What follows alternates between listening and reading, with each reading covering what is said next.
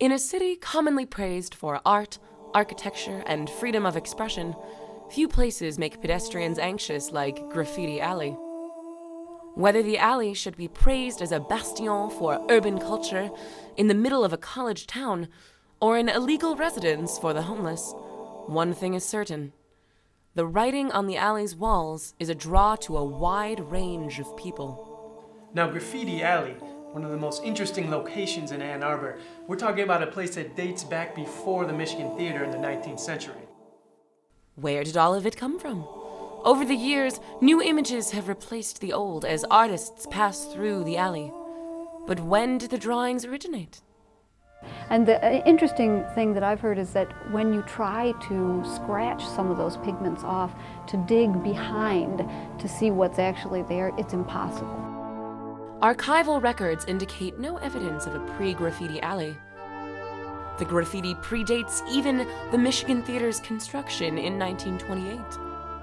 Who then could have created Graffiti Alley? So we know there are lots of planets around other stars. We don't know how many of them can harbor life. There are about 10 billion stars in our galaxy alone. This graffiti type artwork seems very reminiscent of some of the ancient scriptures and writings, hieroglyphics, drawings we've seen in Stonehenge, the Egyptian pyramids, Pumapunku, Machu Picchu. It's very, very interesting, and of course, it seems very likely extraterrestrial intervention may have occurred there. It's a teamwork, it requires practice, but they can, in 4 hours, they can come in, do it, leave, and nobody notices them until the next morning. Ann Arbor has long been a hotspot for tourists and visitors from around the globe. But is it possible that the city has also been paid a visit by extraterrestrial visitors?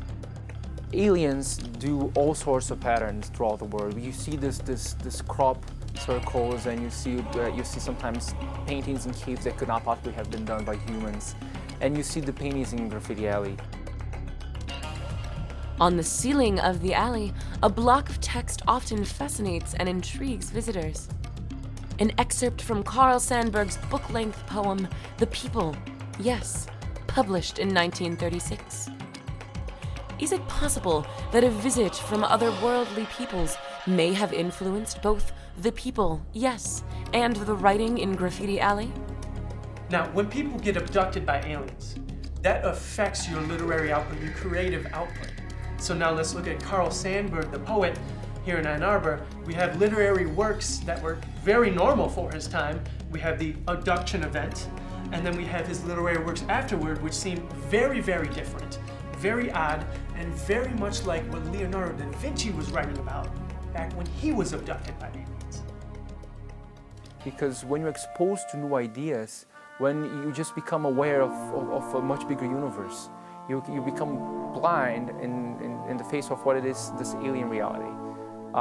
This is actually a very positive output for the aliens. I myself hope I will be abducted one day.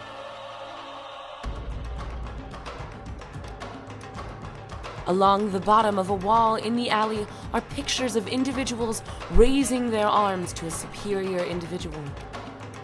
Could these images be subtle indicators of a superior alien species among the stars? So we believe that all those specific geometric shapes, the circles and the pyramids, they have to be done by some higher, more intelligent species. Well, I think that the mere fact that we don't see any presence making this graffiti is a good argument for why there must be an alien presence. Is Graffiti Alley the work of extraterrestrial forces, or merely the product of vandalism? The world may never truly know.